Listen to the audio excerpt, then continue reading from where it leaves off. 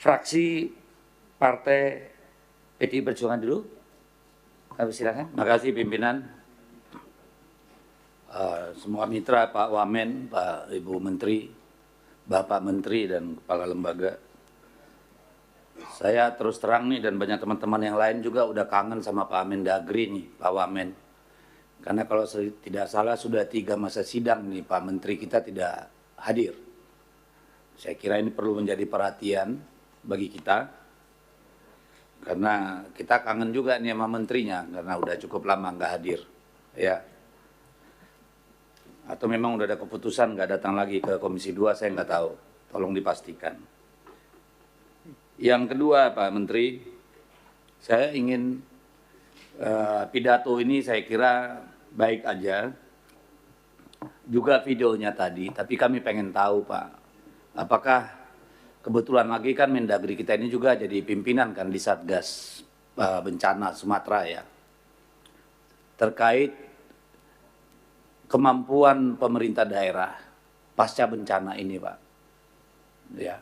Apakah dengan mengembalikan TKD yang tadinya akan dipotong itu sudah memadai untuk mereka melakukan tugas pokok dan fungsinya, terutama terkait dengan dampak kebencanaan itu.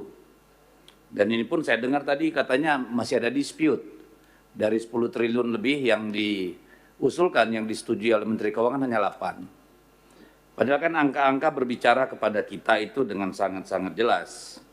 Ambil contoh satu saja, ini infrastruktur. Di sini setelah saya hitung ada 4.769 fasilitas penyelenggara pemerintah desa terdampak.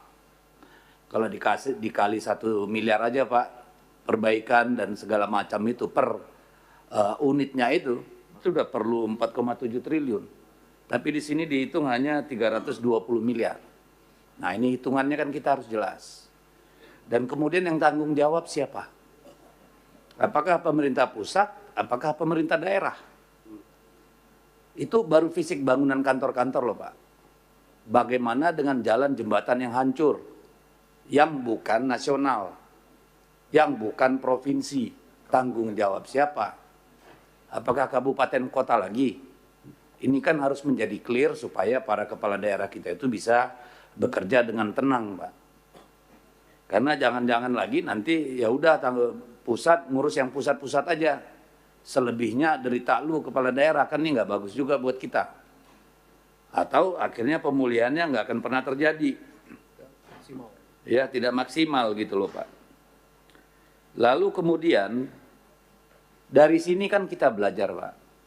Dari sini kita belajar bahwa Republik Indonesia ini yang ada di Ring of Fire ini, di daerah yang sangat rentan bencana, kita selalu tergagap-gagap Pak.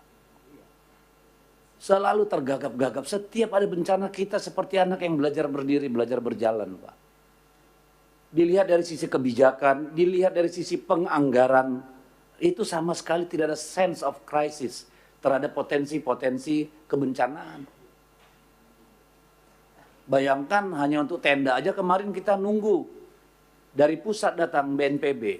Itu pun presiden pulang cabut lagi itu tenda. Artinya kabupaten kotanya kan nggak punya stok sama sekali. Itu satu. Tidak ada sense-nya kita sama sekali. Yang kedua, nggak siap juga. Kita tidak pernah punya senario, Pak. Apakah ini karena tidak adanya sejak awal identifikasi, Pak, daerah-daerah rawan itu di mana? Dengan tingkat kemiringan, dengan jalur hidrologis dan segala macamnya itu nggak ada sama sekali, Pak. Jadi 80 tahun kita merdeka itu, ya rakyat itu memang hidup dengan sendirinya tanpa kehadiran negara, Pak. Bayangkan desa-desa bisa disapu habis. Emang kita membuat kebijakan nggak pernah hulu hilir, Pak. Jadi ini bagaimana Pak menatanya kembali, Pak? Bukan tidak mungkin, sangat mungkin ini terulang. Siklon Senyar itu seharusnya tidak ada di daerah tropis seperti kita, sudah terjadi. Ke depan, apakah dia akan hilang? Belum tentu, nggak ada yang jamin, Pak. Lalu apa yang dilakukan oleh Kementerian Dalam Negeri sebagai pemerintah? Bagaimana membuat kita siap dan siaga, Pak? Ini kan problem besar, Pak. Ya. Lalu kemudian saya lihat dari Kemendagri, Pak, ini harus jelas juga bagi kita semua. Bagaimana memampukan pemerintah daerah ini recovery dengan cepat, Pak. Karena kalau Pemdanya nggak recovery dengan cepat, bagaimana berharap rakyatnya recovery dengan cepat, Pak? Hari-hari ini sungai itu masih penuh dengan batang-batang pohon, Pak. Pemukiman masih penuh dengan lumpur, hampir 1 meter, Pak. Derita siapakah ini? Siapa yang harus beresin barang ini? Syukur-syukur, Pak, nggak datang lagi hujannya, Pak, ditumpahkan kayak ember, Pak. Ini kan problem, Pak. Jadi dari sisi kebijakan, kesiapan kita menghadapi persoalan yang pasti akan hadir seperti ini harus jelas, Pak. Termasuk penataan desa-desa yang beresiko, Pak. Dan saya kira, saya nggak tahu Kemendagri dan ATR BPN harus punya apa ini? Punya kewenangan juga, Pak, bicara. Tadi kan Pak Nusron bicara tentang terlalu banyak IPPKH di hulu, di atas itu. Kemendagri dan ke ATR BPN itu apa? Cuma stempel, cuma nonton. Kadang-kadang pemerintah daerah itu nggak tahu, Pak, tiba-tiba hutannya udah dikasih di Jakarta sana, Pak. Tambangnya, apanya, semua. Yang ngerti persoalan itu orang daerah, Pak. Yang ngasih izin orang duduk-duduk di Kementerian Kehutanan. Sinkronisasinya kita bagaimana? Kan harus selalu ada, Pak. Ekosistem policy making kita itu kayak apa sebenarnya? Kita harus bersyukur, Pak, rakyat kita ini nggak pemarah, Pak. Ya, kemarin bendera putih cuma sebentar. Tapi percayalah ini menggerus kepercayaan rakyat terhadap pemerintah. Jadi tolonglah Kementerian Dalam Negeri sebagai salah satu leader dalam Satgas Penanganan Bencana ini bekerja sepenuh hati, Pak. This is not business as usual, Pak. Ini menyangkut nyawa manusia. Lalu yang kedua yang paling penting,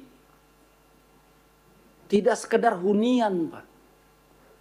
Tapi mereka mau hidup dari mana setelah bencana ini, Pak? Sawahnya dihabisin sama lumpur, ladangnya dibabat semua longsor. Kita cuma sediakan tapak hunian. Tidak ada yang bicara soal ekonomi. Apa mereka terus mau di tenda pengungsian makan dari sumbangan? Kan enggak. Mereka harus bisa hidup. Yang paling cepat gimana? Ini kan harus kita mikir juga, Pak. Kan nggak bisa dimakan tuh dinding sama atap seng nanti yang dibangun itu. Ekonomi recovery-nya juga harus ada dipikirin kita. Gimana itu? Jangan sampai kayak Menteri Sosial mau nganggarkan 10.000 sampai berapa? 12.000 per jiwa per hari. Tolong juga Kementerian Dalam Negeri, Pak, ya, mendorong bagaimana kementerian lain untuk memikirkan soal ekonomi recovery-nya mereka ini, Pak. Jadi tidak hanya hal-hal teknis, gedung dan segala macam, juga pembagian beban ini, Pak. Ini yang harus juga disampaikan. Nah, dari Pak Nusron, Menteri ATR BPN, saya kira apa yang disampaikan di halaman 4 ini udah cukup perfect, Pak. Yang hilang di sini cuma skenario dan schedule-nya, timeline-nya. Ya, di sini soal relokasi sama, Pak. Apakah cuma dikasih rumah atau ada lahan usaha? Lalu bagaimana dengan yang dulu dia punya 10 hektar, nanti dikasih berapa? Nanam apa mereka biar bisa hidup? Kan semuanya harus masuk ke dalam hitungan ini, Pak. Nah, saya dorong, Pak, supaya dilihat tuh yang dapat HGU di sana maupun ya perkebunan di sana juga dipikirkan. Kalau dia sudah perpanjangan 2 kali misalnya, Pak, perlu dipikirkan bagaimana membagi ke rakyat kalau menurut saya. Kalau sudah 2 siklus tanam di situ sawitnya, ya saya kira perlu waktunya. Jadi dikasih rakyat tanah itu tanah yang bisa memang menghidupi keluarga mereka, Pak. Anak-anaknya sekolah, jangan tiba-tiba nanti putus kuliah semua, Pak. Karena nggak ada uang, Pak. Ya, jadi ini perlu sekali saya kira timeline sama kita, Pak Menteri. Termasuk di poin 2 ini, Pak. Ini kan soal clear and clean ini kan selalu menjadi masalah sama kita. Clear and clean. Ada timeline-nya nggak itu? Clear and clean-nya itu. Bagaimana kita memastikan cepat? Karena kalau cepat menjadi kepemilikan mungkin mereka bisa masukkan itu ke perbankan Pak, bisa dapat modal buat bertani dan sebagainya. Tapi kalau nggak ada, bagaimana mereka makan Pak? Ini kan harus dipikirkan juga. Secara geologi aman, tidak jauh dari masyarakat, bla bla bla, ya itu udah sangat-sangat basic dan penting sekali, vital kalau menurut saya. Tapi soal clear and clean-nya Pak memang harus diberesi, karena kalau tidak memberi manfaat yang besar. Terutama tentu yang ditunggu oleh masyarakat itu adalah berapa luas kami dapat, di mana tempatnya, kan kira-kira seperti itu.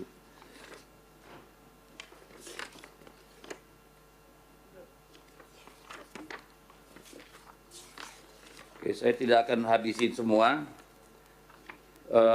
Untuk ATR, untuk Menpan RB dan yang lain, saya kira ya fokuslah. Saya nggak tahu gimana caranya jemput bola Pak. Ini warga semua yang kehilangan kakak segala macam disuruh bawa kakak dari Hong Kong. Rumahnya aja dibawa air, suruh bawa kakak. Disuruh pergi ke kabupaten, naik apa? Gimana caranya?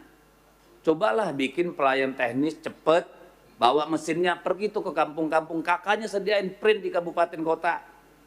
Jangan suruh rakyat lagi, apapun kepentingan administrasi mereka, coba dong kita adakan semua di kabupaten kota, antar langsung ke rakyat. Bukan bikin di posko, orang mereka bingung mau ngasih makan apa. Konon pula mikirin hal-hal yang bersifat administratif Pak. Cobalah bayangkan kita yang jadi mereka di sana itu Pak, Ibu. Jadi tolong dipermudah, kalau bisa langsung antar ke sana Pak. Jangan ditunggu mereka yang datang kepada kita. Ini ujian buat kita dan bukan ujian yang terakhir. Mudah-mudahan semakin pintar para pengelola negara kita menghadapi situasi yang seperti ini, karena ini sangat-sangat embedded ya di dalam negara kita ini. Bencana pasti akan selalu datang. Kalau terus-terus kita belajar tiap bencana kan kasihan. Makasih pimpinan.